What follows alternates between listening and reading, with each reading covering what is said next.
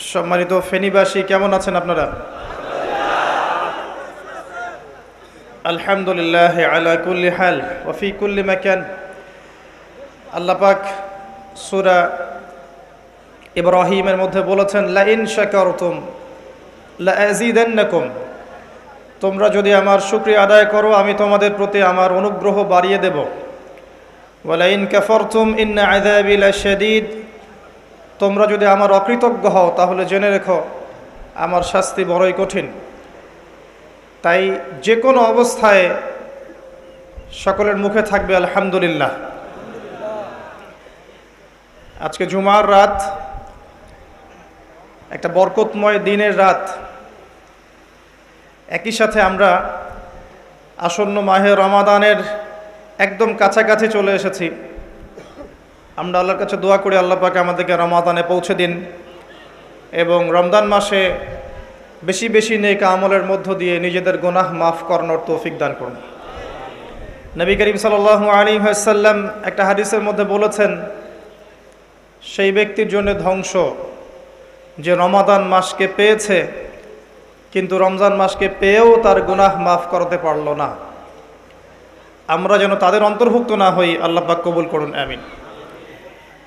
তিনি আরও বলেছেন, সেই ব্যক্তির জন্য ধ্বংস যে ব্যক্তি বৃদ্ধ পিতা মাতাকে পেয়েছে অথবা দুজনের একজনকে পেয়েছে, তাদের খিদমত করে জান্নাত লাভ করতে পারল না, সেই ব্যক্তির জন্যও ধ্বংস।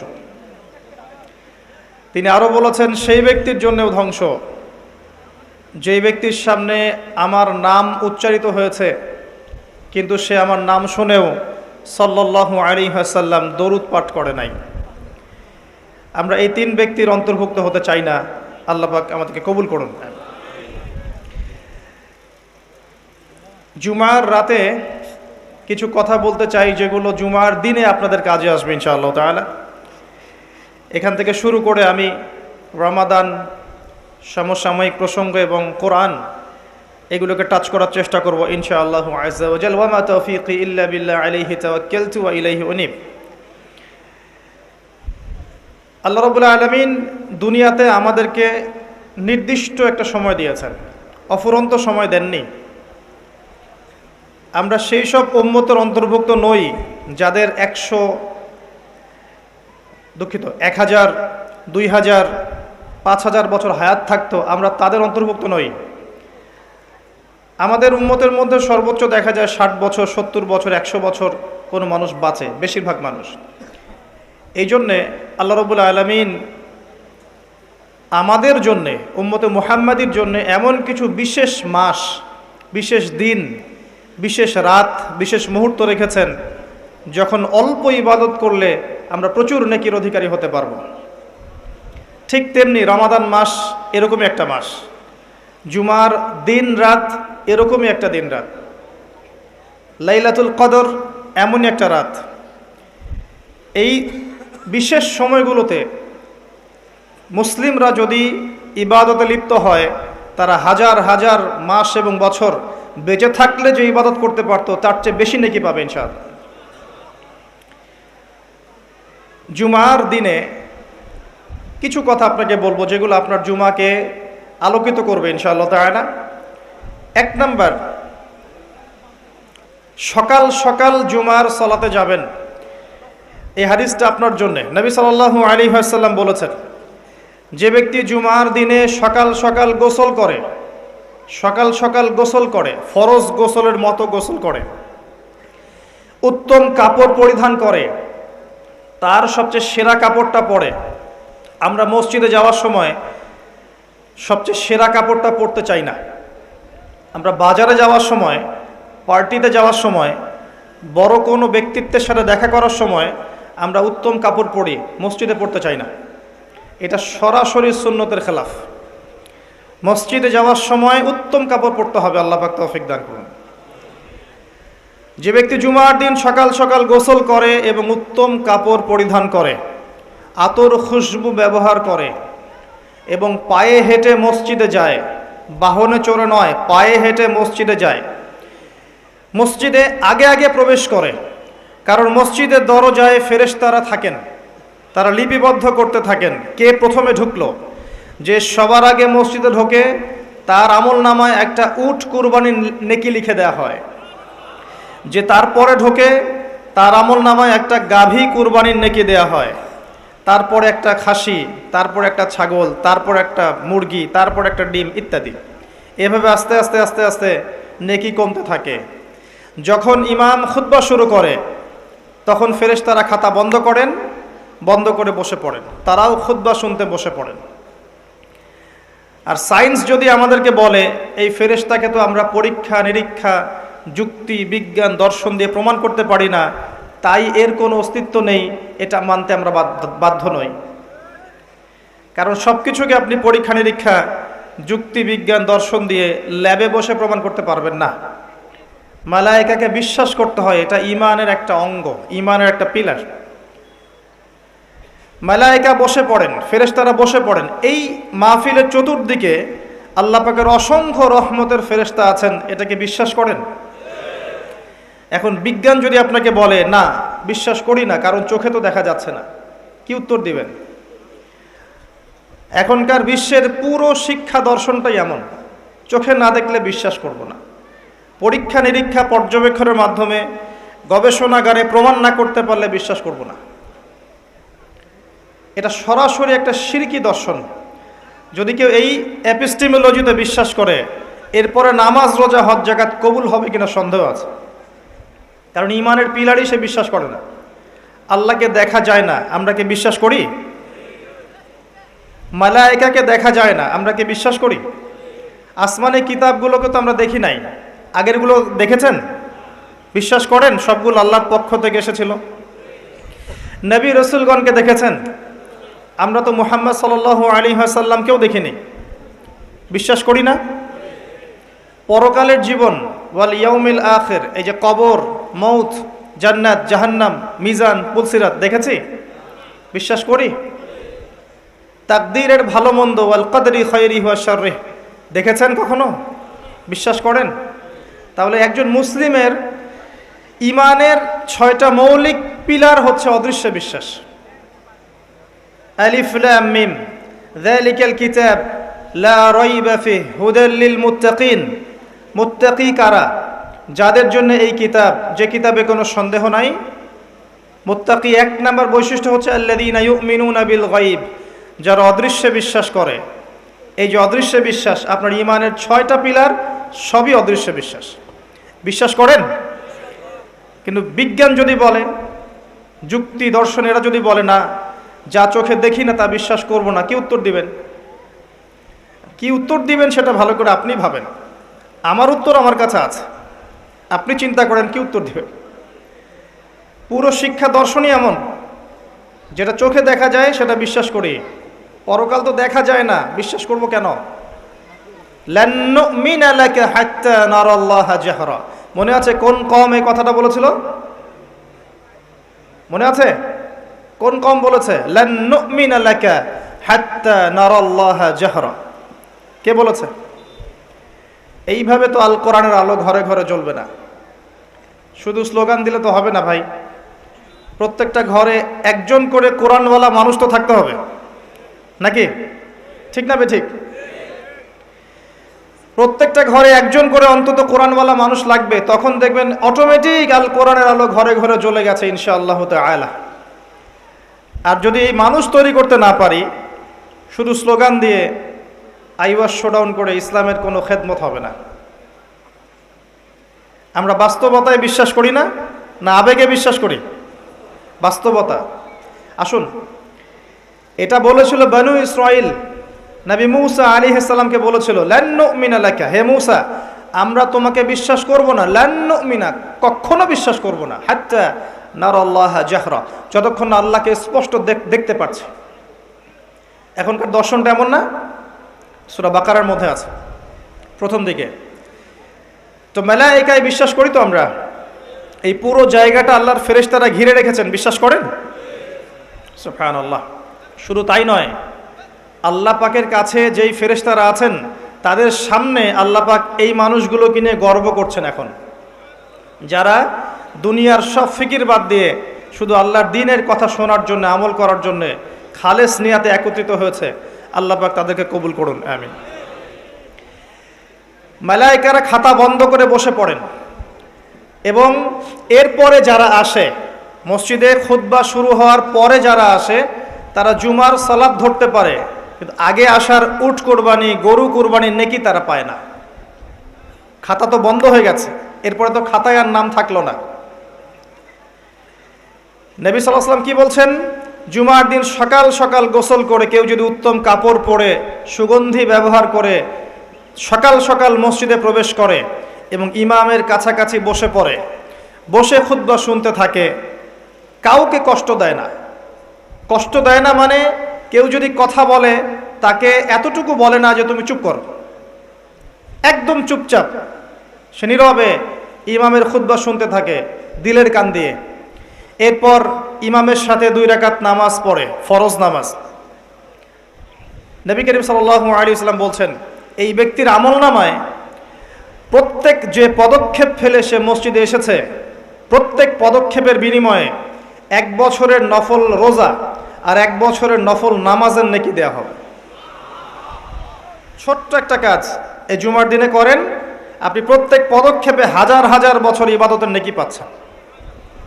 আল্লাহ পাক চাইলে এটাকে 10 দিয়ে গুণ করতে পারেন, রমজান মাসে 70 দিয়ে গুণ করতে পারেন, 700 দিয়ে গুণ করতে পারেন, আল্লাহ ইখলাস দেখলে অসীম সংখ্যা দিয়েও গুণ করতে পারেন, যা আমরা জানি না। তো আমরা নিয়াত করি ইনশাল্লাহ আগামী জুমায়, আগামীকাল সবাই এভাবে জুমার নামাজে আসবো ইনশাল্লাহ। নিয়াত করছেন তো? আল্লাহ পাক কবুল করুন, আমিন।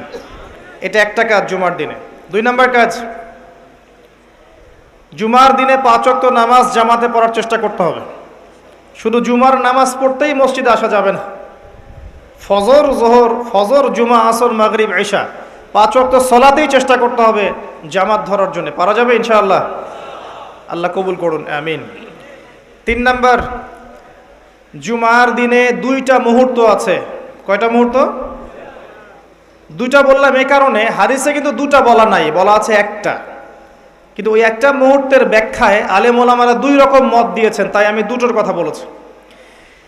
2টো সময় আছে, এই সময় যদি আপনি দোয়া করেন, আপনার রিজিক যদি হালাল হয়, আপনার আকীদায় যদি শিরিক না থাকে, আপনার আমলে যদি বেদাত না থাকে, ইনশাআল্লাহ আপনি যা চাবেন আল্লাহ তাই দিবেন। সময় 2টো হচ্ছে, 1, ইমাম সাহেব খুতবা শুরু করার পর থেকে নামাজ শেষ করার আগ পর্যন্ত এই সংক্ষিপ্ত সময়ে আপনি দোয়া করতে থাকবেন মনে মনে, ইনশাআল্লাহ দেখবেন আল্লাহ আপনার দোয়া কবুল করেছে। 2, আসরের নামাজ শেষ হওয়ার পর থেকে মাগরিব পর্যন্ত এই যে সময়টা, এই সময়ের মধ্যে দোয়া করবেন, ইনশাআল্লাহ আল্লাহ আপনার দোয়া কবুল করবেন। 2টো। জুমার দিন বেশি বেশি দোয়া করবেন। 4 নম্বর, জুমার দিনের অন্যতম সেরা কাজ হচ্ছে নবী সাল্লাল্লাহু আলাইহি ওয়াসাল্লামের উপরে দরুদ পড়া।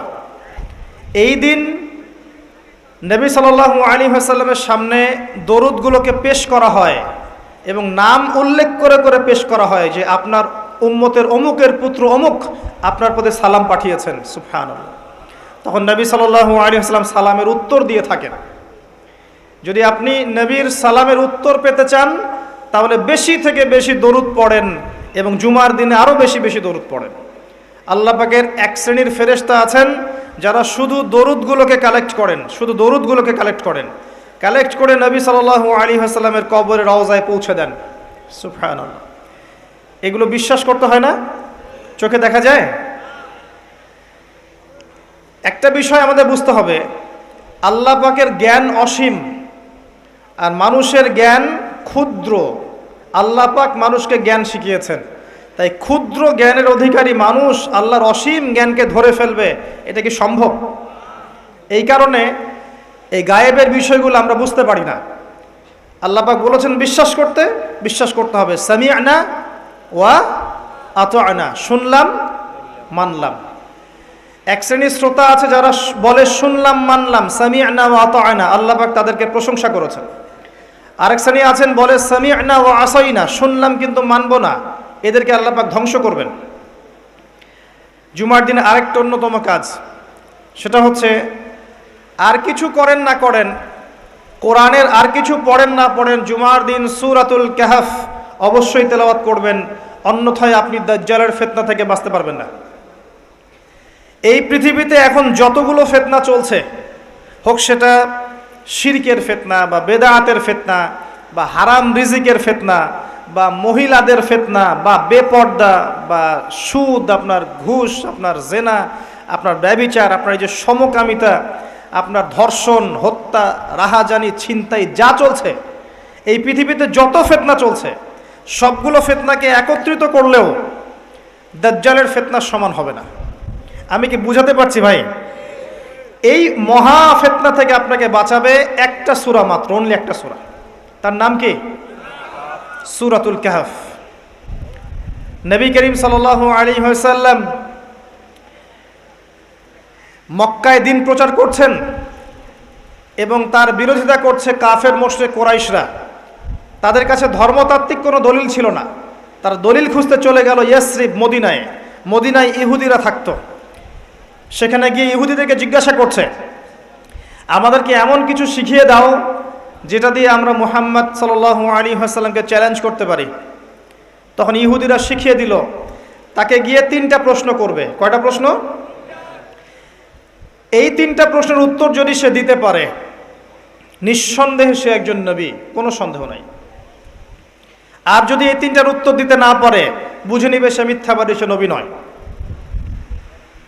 কত বড় প্রশ্ন তাহলে! কারা শিখিয়ে দিল? ইহুদিরা।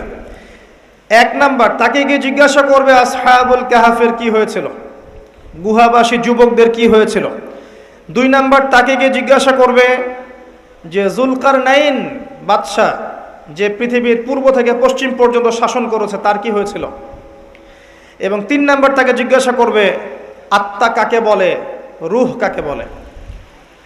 যদি উত্তর দিতে পারে সে নিঃসন্দেহে নবী, যদি না পারে বুঝে নিবে সে নবী নয়। তারা চলে আসলো।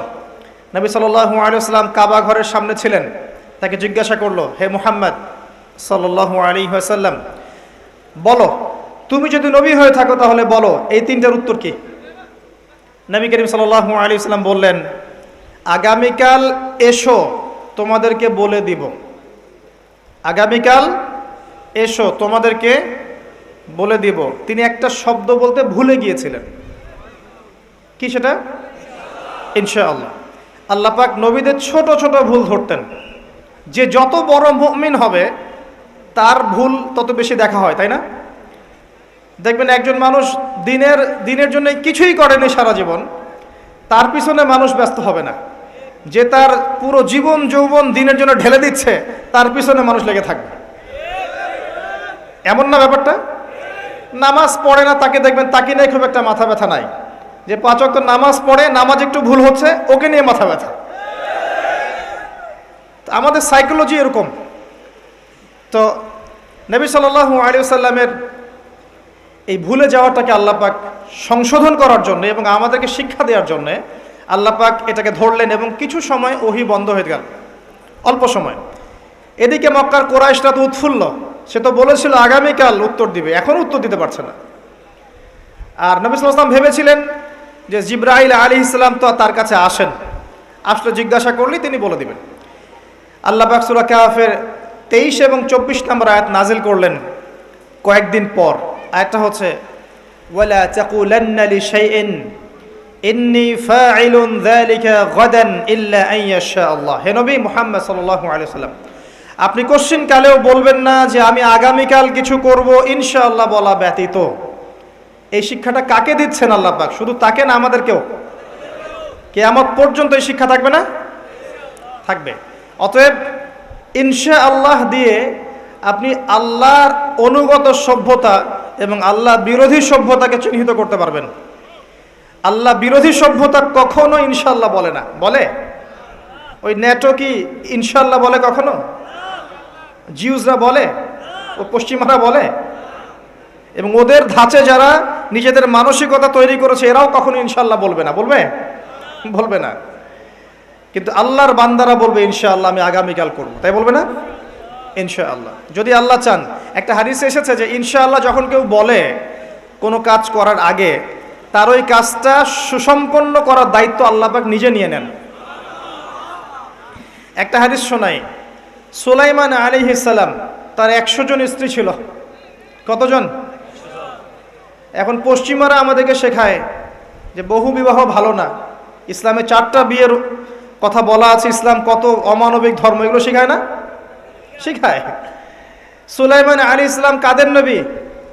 বনু ইসরাইলের নবী, যিনি এই জেরুজালেম থেকে সারা বিশ্ব শাসন করেছিলেন। তার পিতা দাউদ আলাইহিস সালামও সারা বিশ্ব শাসন করেছেন এই জেরুজালেম থেকেই। পরবর্তীতে তিনি দাউদের পুত্র সুলাইমান আলাইহিস সালাম, তিনি আরো বেশি ক্ষমতা নিয়ে বিশ্ব শাসন করেছেন। জিনরাও তার অনুগত ছিল। তিনি পশু পাখির ভাষা বুঝতেন, এমনকি পিঁপড়ার ভাষা পর্যন্ত বুঝতেন। সুবহানাল্লাহ। বাতাসে ফ্লাই করতে পারতেন, জানেন না আপনারা? সুলাইমান আলাইহিস সালামের 100 জন স্ত্রী, তিনি বলছেন আজকে আমি আমার সব স্ত্রীর কাছে যাব এবং প্রত্যেকের গর্ভ থেকে একটা করে সন্তান আসবে এবং এই সন্তানরা আল্লাহর পথের মুজাহিদ হবে। তিনি একটা কথা বলতে ভুলে গেলেন, কি? নবী সাল্লাল্লাহু আলাইহি ওয়াসাল্লাম বলছেন যে কোনো স্ত্রী সন্তান জন্ম দেয়নি, একজন স্ত্রীর গর্ভে একটা সন্তান এসেছিল, সেটা আপনার প্রিম্যাচিউর, যেটাকে আমরা বলি প্রিম্যাচিউর বেবি, মানে হ্যাঁ বিকলাঙ্গ না, শব্দটা আসলে মানে ম্যাচিউরড না, আমাদের মতো সুস্থ না, সুস্থ সবল না, এবং সেও পরবর্তীতে বাঁচেনি আর কি। তো নবী সাল্লাল্লাহু আলাইহি ওয়াসাল্লাম বলছেন ওই দিন যদি সুলাইমান আলাইহিস সালাম ইনশাআল্লাহ বলতেন তাহলে তার কথাই সত্য হতো। ইনশাআল্লাহর ক্ষমতা বুঝতে পারছেন? যাই হোক, আল্লাহ পাক এই আয়াত নাজিল করার পরে নবী সাল্লাল্লাহু আলাইহি ওয়াসাল্লামকে এই 3টা প্রশ্নের উত্তর জানিয়ে দিলেন। আসহাবুল কাহফের কি হয়েছিল আপনি এই সূরার প্রথম দিকে পাবেন, প্রথম 2 পৃষ্ঠার মধ্যেই পাবেন। যুলকারনাইন বাদশার কি হয়েছে এটা এই সূরার শেষের দিকে গিয়ে পাবেন। 3 নাম্বার রূহ কাকে বলে, এটা আপনি এই সূরায় পাবেন না। এটা কোথায় আছে? শুকরান, সূরা বনী ইসরাঈলে আছে। এখানে একটা মেসেজ আছে, 2টার উত্তর একখানে আর একটা অন্য জায়গায় কেন? আমাদের বুঝ হচ্ছে এটাই যে সূরা কাহফকে বুঝতে হলে আপনার আরেকটা সূরার সহযোগিতা লাগবে, তার নাম সূরা বনী ইসরাঈল। আপনি সূরা বনী ইসরাঈলটা পড়েন, এখানে ইহুদিদের ব্যাপারে অনেক কিছু আছে এবং সূরা কাহফ আর বনী ইসরাঈলের মধ্যে অনেক আয়াতে মিলও আছে। দুটো একটা পেয়ার, যেমন সূরা ফালাক নাস একটা পেয়ার না? পেয়ার বোঝেন? জোড়া জোড়া। সূরা ফালাক নাস একটা পেয়ার না, জোড়া না? সূরা কাফিরুন, সূরা ইখলাস একই রকম একটা পেয়ার না? এরকম কিন্তু সূরা এই যে ওয়াদ-দুহা ওয়াল লাইলি ইযা সাজা, এই সূরা, তার পরের সূরা আলাম নাশরাহ লাকা সাদরাক একটা পেয়ার মনে হয় না?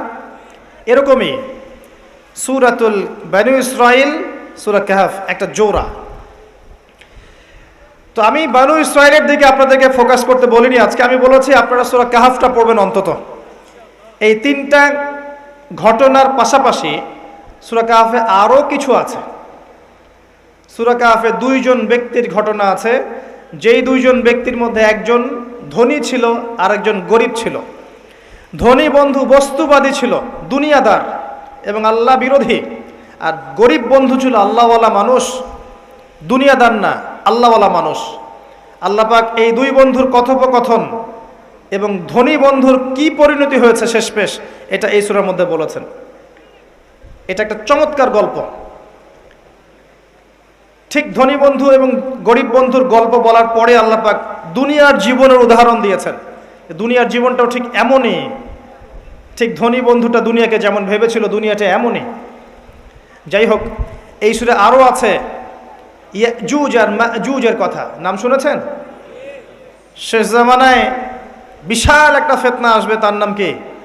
ইয়াজুজ আর মাজুজ। ওরা না আসা পর্যন্ত কিয়ামত হবে না।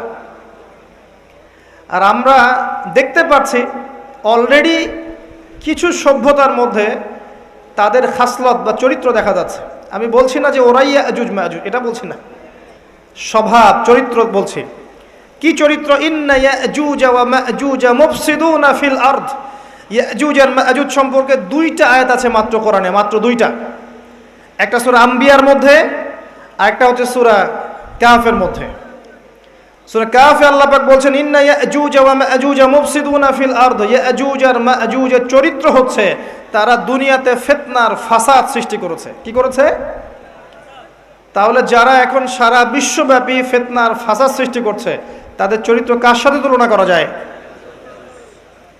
এটা কি অপরাধ হবে? এই সূরার মধ্যে এটা আছে। এই সূরার মধ্যে আরো আছে একটা বিশাল ঘটনা এবং সবচেয়ে ইম্পর্টেন্ট ঘটনা, সেটা হচ্ছে নবী মূসা আলাইহিস সালাম এবং খিদর আলাইহিস সালামের ঘটনা।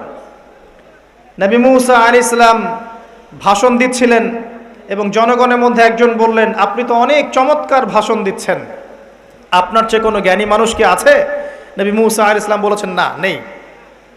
আল্লাহ পাক ধরলেন, ওই যে নবীদের ভুল আল্লাহ পাক ধরেন, তোমার চেয়ে জ্ঞানী মানুষ আছে আমার আরেকজন বান্দা, তার নাম খিদর, সে তোমার চেয়ে অনেক বেশি জ্ঞানী। নবী মূসা আলাইহিস সালাম বললেন, আমি তার সাথে মিট করতে চাই, কোথায় তাকে পাবো? আল্লাহ পাক বললেন, একটা মাছ নাও, মাছ, এই মাছটা যেখানে গিয়ে জীবন্ত হয়ে যাবে এবং যেখানে দুইটা সাগর মিলিত হবে, এখানেই তুমি তাকে পাবে। তিনি সফর করা শুরু করলেন। সফর করতে করতে ক্লান্ত হয়ে পড়লেন, রাস্তা ভুল করলেন। তার সঙ্গীকে বললেন, খাবার নিয়ে আসো। তার সঙ্গীর নাম ছিল ইউশা বিন নুন, যিনি পরবর্তীতে নবী হয়েছিলেন। তিনি বললেন, খাবার তো নাই, মাছ তো জীবিত হয়ে চলে গেছে মাছ পানির মধ্যে, আমি আপনাকে বলতে ভুলে গিয়েছিলাম। নবী মূসা আলাইহিস সালাম বলছেন, বলো কি? ওই জায়গায় তো সেই জায়গা যেখানে আমি তাকে পাবো, চলো সেখানে। আবার ফিরে আসতে হলো সেই জায়গায়। এসে দেখলেন পাথরের উপরে একজন ব্যক্তি বসে আছেন, তার নাম খিদর বা শ্যামল। খিদর মানে শ্যামল। তিনি যেখানে বসতেন সেই জায়গা সবুজ শ্যামল হয়ে যেত। তাকে আল্লাহ পাক তার পক্ষ থেকে জ্ঞান শিক্ষা দিয়েছিলেন। ওয়াল্লামনাহু মিন লাদুন্না ইলমা, ওই ব্যক্তিকে আমি আমার পক্ষ থেকে জ্ঞান শিক্ষা দিয়েছিলাম। সুবহানাল্লাহ, আল্লাহর পক্ষ থেকে জ্ঞান মানুষকে শিক্ষা দেওয়া হয়েছে। কয়েকজন ব্যক্তি আছেন কোরআনে যারা সরাসরি নবী ছিলেন কিনা এটা নিয়ে দ্বিমত আছে, কিন্তু আল্লাহর পক্ষ থেকে তাদেরকে জ্ঞান এবং প্রজ্ঞা দেওয়া হয়েছিল, কোনো দ্বিমত নাই। তার মধ্যে একজন খিদর, একজন লুকমান হাকিম, আর একজন যুলকারনাইন আলাইহিমুসসালাম। আসুন, খিদর আলাইহিস সালামকে গিয়ে নবী মূসা আলাইহিস সালাম বলছেন, হাল আত্তাবিউকা আলা আন তুআল্লিমানি মিম্মা উল্লিমতা রুশদা, আমি কি তোমার ইত্তেবা করতে পারি এই শর্তে যে আল্লাহ আপনাকে যে জ্ঞান শিখিয়েছেন সেটা আমাকে শেখাবেন? খিদর আলাইহিস সালাম বললেন, ইন্নাকা লান তাস্তাতিআ মাইয়া সাবরা, তুমি আমার সাথে ধৈর্য ধরতে পারবে না। নবী মূসা আলাইহিস সালাম বললেন, সাতাজিদুনি ইনশাআল্লাহু সাবিরান ওয়ালা আসি লাকা আমরা, ইনশাআল্লাহ আমি ধৈর্য ধরবো, আমাকে আপনার কাজে বিঘ্ন সৃষ্টিকারী পাবেন না। ঠিক আছে, ইনশাআল্লাহ বলেছো, চলো এখন। কিন্তু নবী মূসা আলাইহিস সালাম ধৈর্য ধরতে পারেন নাই। শেষে গিয়ে আপনি দেখতে পারবেন খিদর আলাইহিস সালাম আগেই সেটা বুঝতে পেরেছিলেন, যার কাছে আল্লাহর পক্ষ থেকে জ্ঞান থাকে সে অনেক দূর পর্যন্ত দেখতে পারে। আমি কি বোঝাতে পারছি? পথ চলা শুরু হলো, ফানতালাকা, তারা হাঁটতে থাকলেন। একবার নৌকা ফুটা করে দেয়া হলো, শর্ট করে বলছি আমি। একবার একটা বাচ্চাকে হত্যা করলেন, আর একবার একটা দেয়ালকে নির্মাণ করলেন। আজকে গিয়ে পড়বেন সূরাটা, শেষের দিকে আছে। তিনবারই মূসা আলাইহিস সালাম বললেন, আপনি এটা কি করছেন? নৌকা ফুটা করলেন কেন? যে যারা আমাদের উপকার করলো আপনি তার নৌকা ফুটা করে দিলেন। বাচ্চাকে কেন হত্যা করলেন? নিষ্পাপ বাচ্চা, সে কি দোষ করেছিল?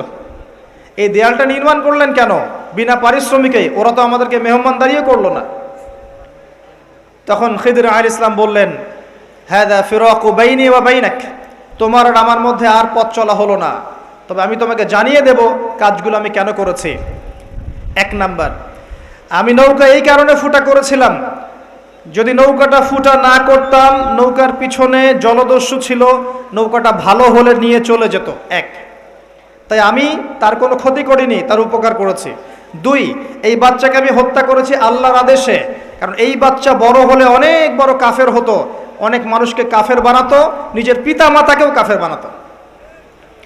তিন, এই দেয়াল আমি নির্মাণ করেছি এই কারণে, এই দেয়ালের নিচে এই বাড়ির 2 জন এতিম বালকের পৈতৃক সম্পত্তি আছে, যদি নির্মাণ না করতাম মানুষ নিয়ে চলে যেত, তাই বিনা পারিশ্রমিকেই আমি কাজটা করেছি।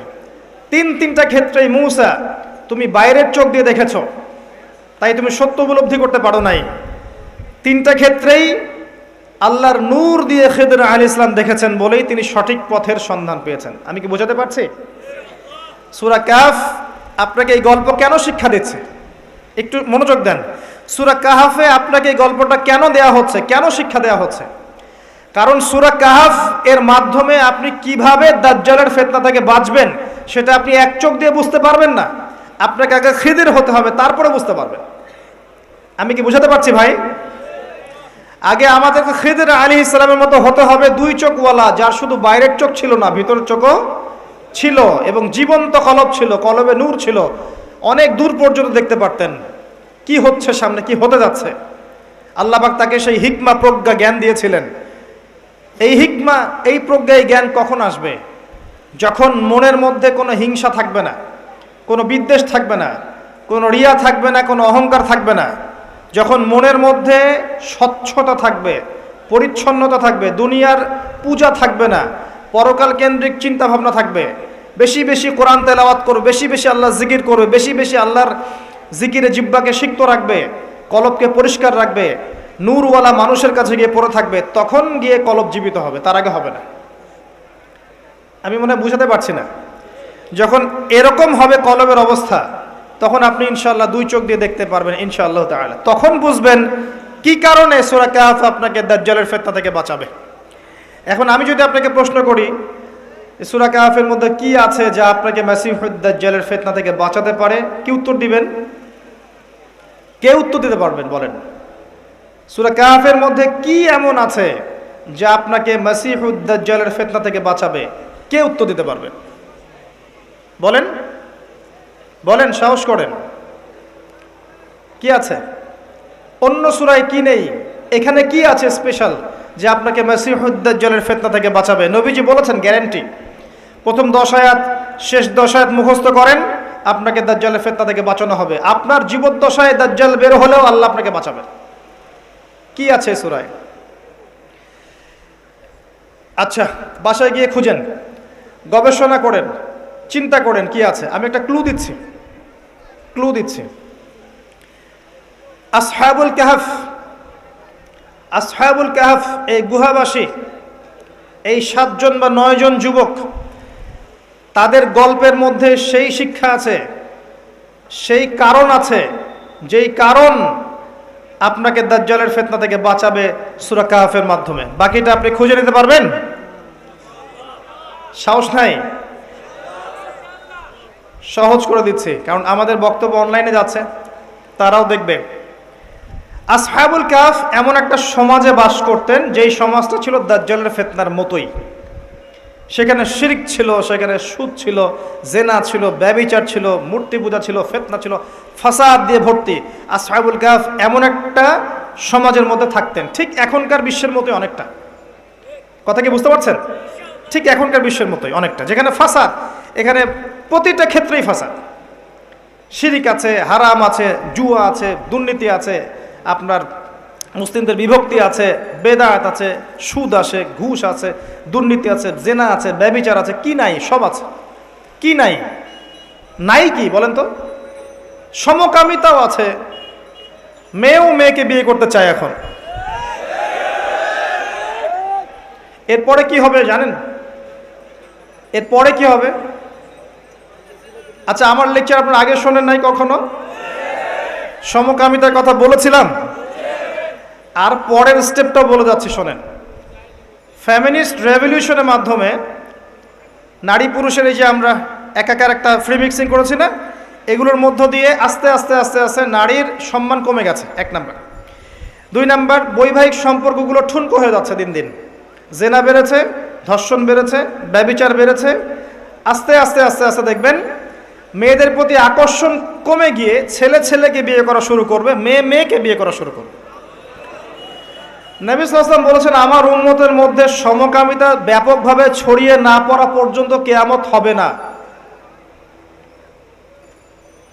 কি বুঝলেন?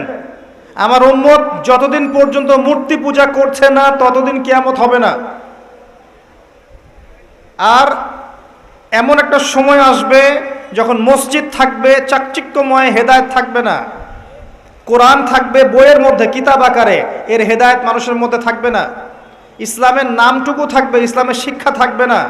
এবং আসমানের নিচে, জমিনের উপরে সবচেয়ে নিকৃষ্ট মানুষ হবে তারা যারা এক শ্রেণীর আলেম, যারা দুনিয়ার বিনিময়ে দিনকে বিক্রি করে খায়। টাটকা হাদিস তিরমিজির মধ্যে আছে।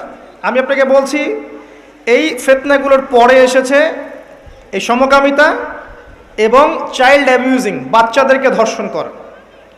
এরপর দেখবেন মেয়েদের প্রতি আগ্রহ কমতে কমতে বাচ্চাদেরকে মানুষ ধর্ষণ করা শুরু করবে। কারণ পর্নোগ্রাফি দেখতে দেখতে মানুষের মাথাটা পশুর মতো হয়ে গেছে।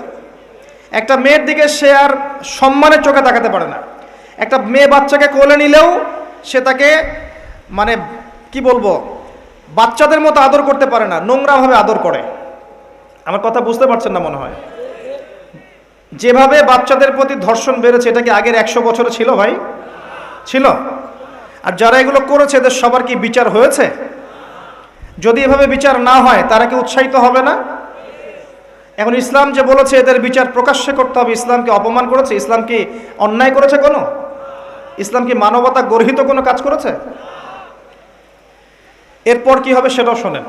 চাইল্ড অ্যাবিউজিং বাড়বে, তারপরে আসবে, এটা বলতে আমার ঘৃণা লাগছে কিন্তু এটা হবে, এটা আপনি লিখে রাখতে পারেন ইনশাআল্লাহ। ওয়ামা তাওফীকি ইল্লা বিল্লাহ আলাইহি তাওয়াক্কালতু ওয়া ইলাইহি উনীব।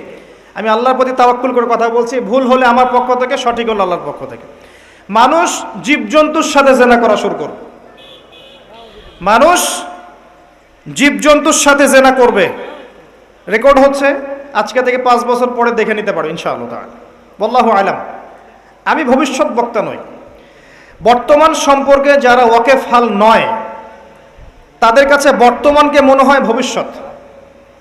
যারা বর্তমান সম্পর্কে ওয়াকেফহাল তারা বুঝতে পারবে এগুলো ভবিষ্যৎবাণী নয়, এগুলো বর্তমান চলছে এখন। আসেন ওইদিকে আমরা না যাই। তো আসহাবুল কাহফের সমাজটা ঠিক এমন ছিল, একদম জাহিলিয়াতিপূর্ণ, ঠিক দাজ্জালীয় সভ্যতার মতোই, যে দাজ্জাল থেকে আপনি পালাতে যাচ্ছেন। এই বেচারারা কি করলো? এই বেচারারা ছিল ওই সময়কার প্রশাসনের উচ্চ পদস্থ কর্মকর্তার ছেলে। আল্লাহর কি কাজ! যেমন তেমন মানুষ ছিল না তারা, প্রশাসনের উচ্চ পদস্থ কর্মকর্তাদের ছেলে ছিল তারা, এই 7 জন বা 9 জন যুবক। আল্লাহ পাক তাদেরকে ইমানের নূর দিলেন, তারা ইসলাম কবুল করলো। সুবহানাল্লাহ। ইসলাম কবুল করে ইমানকে গোপন করে রাখলো। গোপন করে রেখে তারা ভিতরে ভিতরে দাওয়াতি কাজ করত।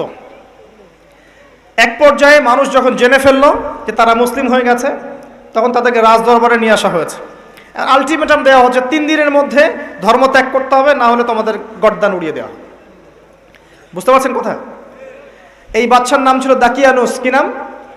দাকিয়ানুস। এই বাচ্চা আলটিমেটাম দিল। তো তারা কিন্তু ওই সমাজের মধ্যে কোনো জঙ্গিবাদী কর্মকাণ্ড করলো না, কোনো সন্ত্রাস ছড়ালো না, তারা কিন্তু কোনো বিদ্রোহ করলো না। তারা আস্তে করে ওই সমাজ থেকে চলে গেল। ওই সমাজ থেকে চলে গেল, হিজরত করে চলে যাচ্ছে হয়তো কোনো একটা জায়গায়। কোথায় যাচ্ছে আল্লাহ পাক সেটা বলেননি যে কোথায় যাচ্ছিল তারা। আল্লাহ পাক শুধু বলেছেন যে তারা এখান থেকে ফিতনা থেকে বের হয়ে, ফিতনাময় পরিবেশ থেকে বের হয়ে, সাথে একটা কুকুর ছিল, এই কুকুরকে নিয়ে তারা চলে যাচ্ছে, বাড়ি ঘর সহায় সম্পত্তি সব ছেড়ে দিয়ে ঈমান নিয়ে কোথাও চলে যাচ্ছে এই ফিতনাময় পরিবেশ থেকে অনেক দূরে, ডিসকানেক্টেড। যেতে যেতে রাত্রেবেলা একটা গুহার মধ্যে আশ্রয় নিয়েছে। রাত্রেবেলা ঘুম এসেছে, ক্লান্ত হয়েছে, একটা গুহার মধ্যে আশ্রয় নিয়েছে। ব্যাস এই গুহাতেই ঘটনা। আল্লাহ পাক 309 বছর ঘুম পাড়িয়ে রেখে দিয়েছে। কথা বুঝতে পারছেন? এরপরে তারা যখন জাগনা পেল, আল্লাহ পাক 309 বছর পর যখন জাগ্রত করলেন, উঠে তারা বলছে একজন একজনকে যে কাম লাবিসতুম, কতদিন ঘুমিয়েছিলাম? একজন বলছে লাবিসনা ইয়াওমান আও বা'দা ইয়াওম, একদিন ঘুমিয়েছি বা একদিনে কিছু অংশ ঘুমিয়েছি। আর একজন বলছে রব্বুকুম আ'লামু বিমা লাবিসতুম, আল্লাহই ভালো জানে আমরা কতদিন ঘুমিয়েছি। যাই হোক, এই মুদ্রাগুলো নাও, এই মুদ্রাগুলো নাও, নিয়ে বাজারে যাও, বাজারে গিয়ে ফালিয়ানজুর আইয়ুহা আসকাতু আমা, দেখো যে পবিত্র খাবার কোনটা আছে নিয়ে আসো, আমরা ক্ষুধার্ত। ঘুম থেকে উঠে এতটুকু বলেছে আমরা ক্ষুধার্ত, আমরা কতদিন ঘুমিয়েছিলাম, ব্যাস এতটুকু। আর তারা তো জানে যে আমরা এই পথ দিয়ে এসেছি গতকাল, কবে? তারা তো জানে না 309 বছর পার হয়ে গেছে, জানে? তাই মুদ্রা দিয়ে পাঠাচ্ছে, যাও খাবার নিয়ে আসো, ক্ষুধা লাগছে। কতদিন ঘুমিয়েছিলাম সেটা নিয়ে পরে ডিসকাস করা যাবে, আগে খাই, আগে ক্ষুধার্ত, আগে খাই। আচ্ছা, এবার বাই দ্য ওয়ে, ওই যে মুদ্রাটা সাথে করে নিয়ে এসে বাজারে গেল, গিয়ে সেই মুদ্রা দিয়ে রুটি কিনতে যাচ্ছে, রুটি। এবং রাস্তাঘাট তার কাছে অপরিচিত মনে হচ্ছে, যে এই রাস্তায় তো আগে আসছি বলে মনে হচ্ছে না। আমরা তো রাস্তা খুব ভালো করে চিনি, এখানে তো এগুলো ছিল না। মনে করেন আপনি এখানে ঘুমিয়ে গেলেন, 309 বছর পর আল্লাহ পাক আপনাকে উঠালেন, ওঠার পর আপনার কি অবস্থা হবে? কি অবস্থা হবে? চিনবেন কিছু আশপাশের? আপনি তো মনে করেন স্বপ্ন দেখছেন আপনি, অথবা আপনি পাগল হয়ে গেছেন, তাই না? ওদেরও সেম অবস্থা হলো। এই বেচারা যে বাজারে গিয়েছে মুদ্রা নিয়ে, ওর তো অবস্থা খারাপ। কি অবস্থা, আমি কোথায় আসলাম? যাই হোক, মুদ্রা দিয়েছে, রুটি কিনতে চাচ্ছে। এবার মুদ্রাটা দেখে রুটিওয়ালা বলছে যে এই গুপ্তধন কোথায় পাইছো ঠিকঠাক বলো, নাহলে কিন্তু পুলিশের হাতে তুলে দেবো। গুপ্তধন কোথায় পাইছো? এ বলে যে কিসের গুপ্তধন, আমরা এখানকার প্রশাসনের ছেলে, এইটা আমাদের টাকা, গুপ্তধন পাবো কোথায়? গতকালকে এখান থেকে বের হয়েছি, গুহায় রাত কাটালাম, আজকে চলে আসি।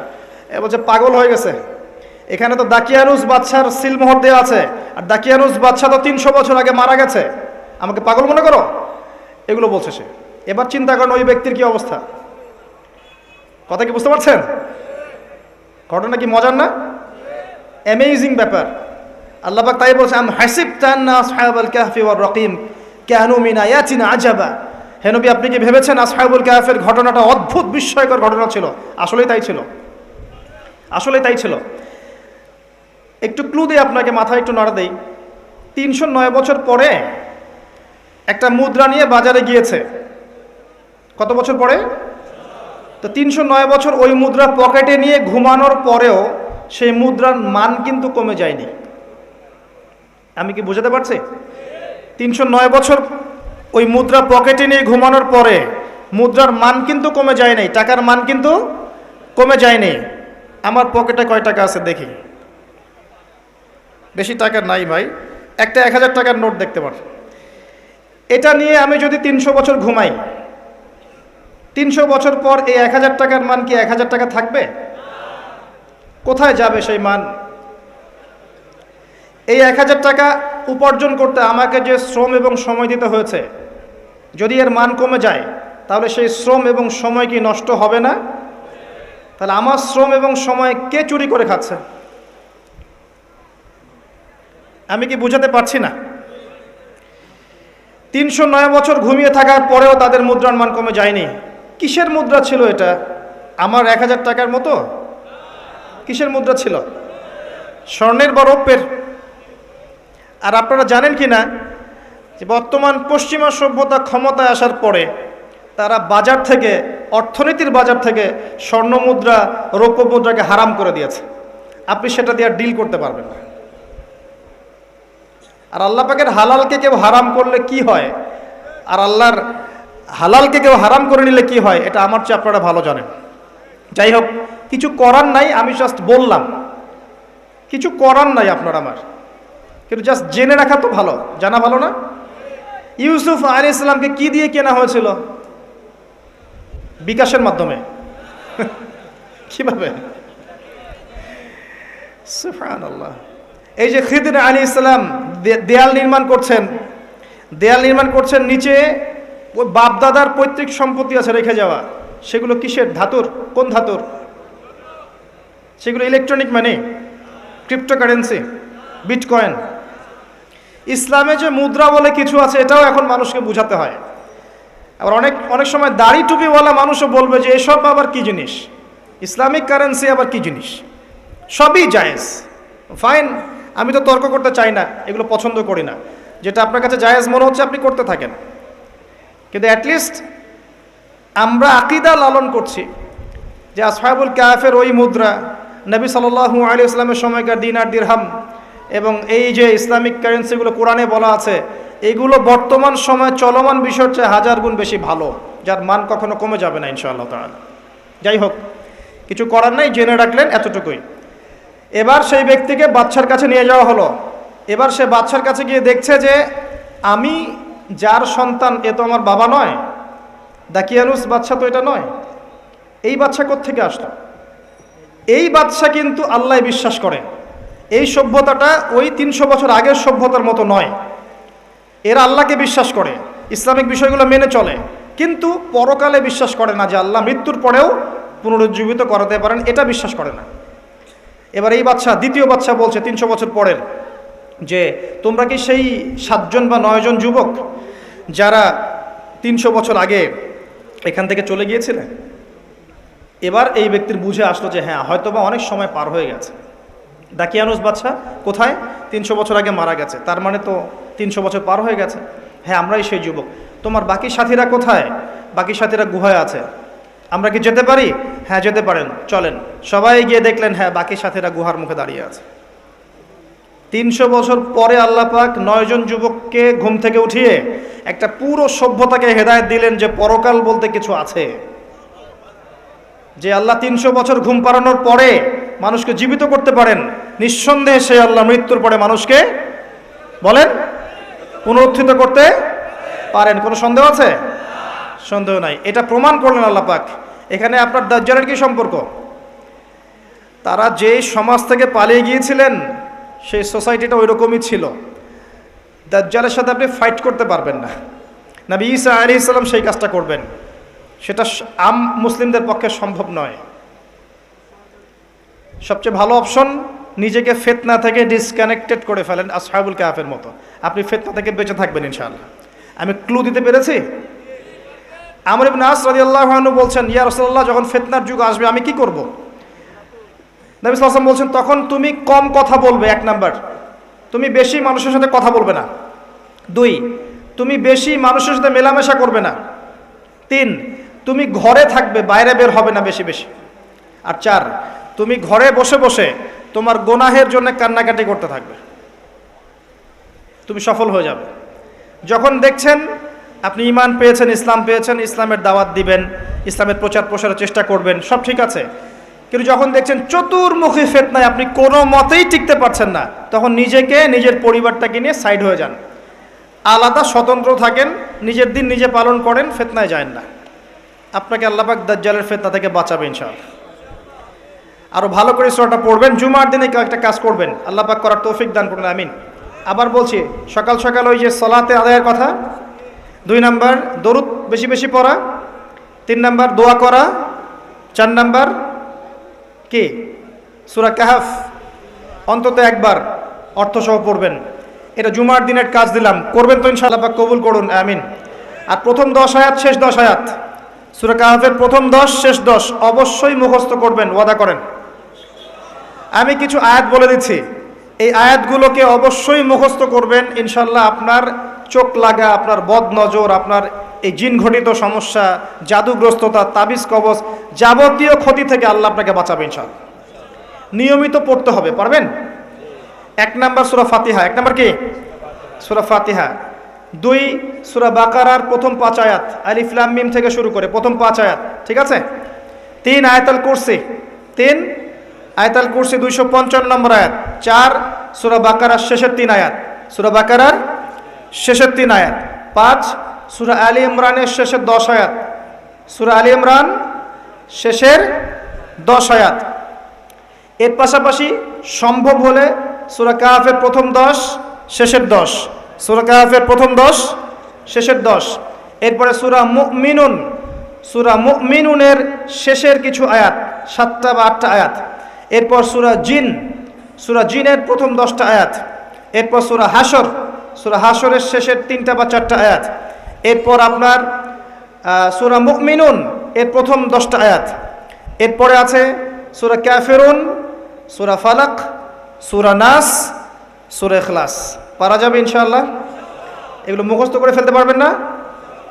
রমজান মাসে টার্গেট নেন, এগুলো সব মুখস্থ করবেন ইনশাআল্লাহ, পারবেন না? রমাদান মাস সামনে, কয়েকটা কাজ বেশি বেশি করেন। 1 নাম্বার 5 ওয়াক্ত সালাত মসজিদে পড়বেন, ওয়াদা করেন 5 ওয়াক্ত সালাত মসজিদে পড়বেন। 2 তারাবির নামাজ জামাতে গিয়ে পড়বেন, তারাবির নামাজ জামাতে গিয়ে পড়বেন। 3 রমজান মাসে কম কম খাবেন, কম কম খাবেন, কম কম ঘুমাবেন, কম কম খাবেন, কম কম ঘুমাবেন। সেহরিতে কম খাবেন, ইফতারও কম খাবেন। ওই শ্রেণীর হুজুরদের মতো হয়েন না যারা ইসলামিক লেবাস নিয়ে সুন্নতের কথা বলে বাট তাদের পেটের মধ্যে সুন্নত নাই। আমি কি বুঝাতে পারছি? এগুলো মুসলিমদের শোভা পায় না। মুসলিমরা হবে পরিশ্রমী জাতি, মেদহীন জাতি, কর্মঠ জাতি, এবং নিজের হাতের উপার্জনে তারা খাবে, ঠেস দিয়ে আরাম করে বসে থাকবে, চর্বি বানিয়ে ফেলবে, এমনটা মুসলিমদের শোভা পায় না। রমজান মাসে একটু কম খাবেন, একটু কম ঘুমাবেন, একটু কম ইফতার করেন। তারপরে হাইজেনিক খাবার খাবেন, বাহিরের খাবার খাবেন না। বাহিরের যে খাবারগুলো আছে মুখরোচক, ইফতারে নিয়ে বসেছেন দুনিয়ার কিছু, আচ্ছা এই খাবারগুলো কি কোনোদিনও আপনি সন্ধ্যার সময় খান? এই যে বুন্দিয়া, বুট, আপনার জিলাপি, আপনার এইটা সেইটা, 50টা আইটেম থাকে না, খাসি রেজালা, নেহারি, এইটা কত আইটেম, মাশাল্লাহ। ইফতার করতে বসছে মনে সারাদিন যা খাই না উসুল করে ফেলাইতে হবে আজকে আমাকে। আর সেরিতে খাচ্ছে এমনভাবে যে জীবনের শেষ খাওয়া হবে না কোনোদিন। কথা বুঝতে পারছেন? জীবনেও তো সন্ধ্যার সময় এগুলো খাই না, আমরা খাই এগুলো। যে যত বেশি খাবে সে তত অসুস্থ হয়ে যাবে। নর্মাল খাবার খান, সিম্পল নর্মাল খাবার খান, বাইরের খাবার অ্যাভয়েড করেন, এগুলো আপনাকে অসুস্থ করে ফেলছে। ম্যানুফ্যাকচার্ড খাবার বেশি খাইতে যায় না। যাই হোক, আসেন বেশি বেশি হাইজেনিক খাবার খান, সুন্নাহসম্মত খাবার খান, পানিও খান বেশি করে, ফ্রুটস খান বেশি করে, আপনি সুস্থ থাকার চেষ্টা করেন, একটু ব্যায়াম করেন, এক্সারসাইজ করেন, হাঁটাহাঁটি করেন, কাজ করেন, ইনশাল্লাহ দেখবেন আপনি সুস্থ আছেন। আল্লাহ পাক তৌফিক দান করুন। রমজান মাসে আপনাদের জাকাতগুলোকে দিয়ে দিবেন, পারবেন ইনশাল্লাহ? জাকাত কারো যেন বাকি না থাকে, এটা আপনার সম্পদে গরিবের হক, পারবেন না? জাকাত অবশ্যই দিতে হবে, এটা ফরজ। রমজান মাসে বেশি বেশি দান সাদাকা করবেন, পারবেন? রমজান মাসে মানুষের ঘরে ঘরে ইফতার পৌঁছে দিবেন, পারবেন? রোজাদারদেরকে বেশি বেশি ইফতার করাবেন, পারবেন? রমজান মাসে ইমাম সাহেব, মুয়াজ্জিন, খতিবদের বেতন ভাতা বাড়িয়ে দিবেন, পারবেন? তাদের বাড়ানোর দরকার হয় না? সব কিছুর দাম বাড়ে, ওদের দাম বাড়ে না? 5-10 হাজার টাকা দিয়ে এখন সংসার চলে? আসলে কি চলে? উনি খুতবা দিবেন, তারাবি পড়াবেন, নামাজ পড়াবেন, মাস শেষে একটা সামান্য গা বাঁচন একটা হাদিয়া দিয়ে দিবেন, সে ঈদ করবে না? তার পরিবারের সারা মাসের খরচ নাই? এগুলো দায়িত্ব কাদের? আমাদের না? এগুলো দায়িত্ব আমাদেরকে নিতে হবে। তাদের পক্ষে কথা বলার মানুষ খুব কম, আমি কথা বলছি। প্রত্যেক মসজিদের ইমাম, প্রত্যেক মসজিদের খতিব, প্রত্যেক মসজিদের মুয়াজ্জিন, তাদের ভাতা রমজানে বাড়িয়ে দিতে হবে, এটা দাবি আমাদের। তারা যদি সঠিকভাবে ফ্রেশ মাথায় কাজ না করতে পারে, তাদের মাথা যদি ফিকির থাকে, উপার্জনের ফিকির, পরিবার চালানোর ফিকির, তাহলে তো তারা মন দিয়ে দিনে কাজ করতে পারবে না। বাইরের বিশ্বে যখন দেখা যায় একজন বিজ্ঞানী, তাকে বসিয়ে রাখা হয়, রাষ্ট্রীয় ভাতা দেওয়া হয়, তুমি খালি গবেষণা করো, তোমার সব আমরা দেখছি, এরকম ট্র্যাডিশন আছে। আমাদের এখানে এটা নাই কেন? আল্লাহ পাক আমাদের মনটাকে বড় করুন, আমিন। রমজান মাসে দান সাদাকা বাড়িয়ে দেন। আরেকটা বিষয় বাড়ান, এটা দিয়ে আমি শেষ করছি। আল কোরআন। রমজান মাস কি কারণে মহিমান্বিত? একটা কারণে, এই মাসে কি নাজিল হয়েছে? শাহরু রমাদানাল্লাযী উনজিলা ফীহিল কোরআন। রমজান সেই মাস যেই মাসে কোরআন নাজিল হয়েছে, আল্লাহর কিতাব নাজিল হয়েছে। ইন্না আনজালনাহু ফি লাইলাতুল কদর। লাইলাতুল কদরেই আমি কোরআন নাজিল করেছি। অতএব এই মাসে ইতিকাফ করার চেষ্টা করেন, লাইলাতুল কদর পাওয়ার চেষ্টা করেন। শুধু 27-এর রাতই জাগবেন না, 21, 23, 25, 27, 29, 5টা রাত কমপক্ষে জাগবেন, পারবেন? এবং এই রমজান মাসে বেশি বেশি দোয়া করবেন। রোজা রাখা অবস্থায় দোয়া কবুল করা হয়। শেষ কথা, রমজান মাসকে কোরআনময় করবেন। যারা কোরআন তেলাওয়াত করতে জানেন না, এই মাসে কোরআন তেলাওয়াত শিখতেই হবে, ওয়াদা করেন। এই মাসে কোরআন তেলাওয়াত শিখতেই হবে, ওয়াদা করেন। যারা কোরআন তেলাওয়াত করতে পারেন, এই আল্লাহর কিতাব প্রত্যেক দিন 1 পারা করে পড়বেন। প্রত্যেক দিন 1 পারা, 30 দিন 30 পারা, 1 মাসে কোরআন খতম হয়ে যাবে, পারবেন ইনশাল্লাহ? প্রত্যেক হরফে 10 নেকি, প্রত্যেক হরফে 10 নেকি, তেলাওয়াত করলেই নেকি। সুবহানাল্লাহ। এত স্পষ্ট করে বলার পরেও মাঝে মাঝে অনলাইনে ঢুকলে দেখি যে আমি নাকি বলেছি কোরআন তেলাওয়াত করলে কোনো নেকিই নাই। বড় বড় আলেম এই কথা যখন বলছেন, আমি অবাক হয়ে যাচ্ছি যে আপনার মতো মানুষ এই কথা বলতে পারে যাচাই বাছাই ছাড়াই। এটার জন্য দায়ী কিন্তু এক শ্রেণীর মিডিয়া। যখন কাট পেস্ট করে অল্প অল্প অংশ দিয়েছে, তারা তো আর পুরো লেকচার দেখার সময় পায় না, ওইটু দেখেছে, দেখে মন্তব্য করা শুরু করেছে। নবী সাল্লাল্লাহু আলাইহি ওয়াসাল্লাম এটাই বলেছিলেন, কাফা বিল মারই কাযিবান ওয়া হুয়া ইয়াকুল কুল্লামা সামিআ। কোন মানুষের মিথ্যাবাদী হওয়ার জন্য এতটুকুই যথেষ্ট যে যা শুনলো যাচাই বাছাই না করেই প্রচার করা শুরু করবে। স্পষ্ট করে বলছি, কোরআন তেলাওয়াত করেন, প্রত্যেক হরফে 10 নেকি হবে। কোরআন আপনার পক্ষে সাক্ষী দিবে। আলিফ লাম মিম একটা হরফ নয়, 3টা হরফ। কোরআন তেলাওয়াত করে যারা মাহির হয় তারা সম্মানিত ফেরেশতার সাথে হাসর করবে। যারা পড়তে গিয়ে আটকে যায় ওরা ডাবল নেকি পাবে। হাফেজে কোরআন থেকে বলা হবে ইকরা ওয়ারতাক, তুমি পড় উঠতে থাকো।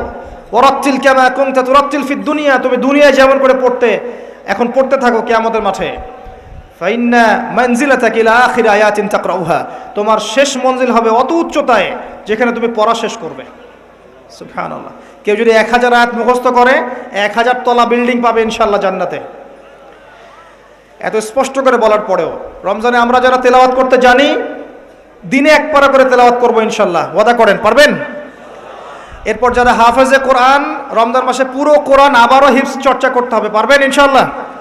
এবং তারাবির নামাজ পড়াবেন ইনশাআল্লাহ তাআলা। এরপর যারা কোরআনের অর্থ বোঝেন, যারা অর্থ বোঝেন টুকটাক, আমরা যারা আরবি বুঝি, ব্যাকরণ ভাষা কুচিটা বুঝি টুকটাক ভাঙাচোরা, তাদের উপর দায়িত্ব হচ্ছে এই রমজান মাসে পুরো কোরআন বিশুদ্ধ তাফসীর থেকে একবার খতম করতে হবে।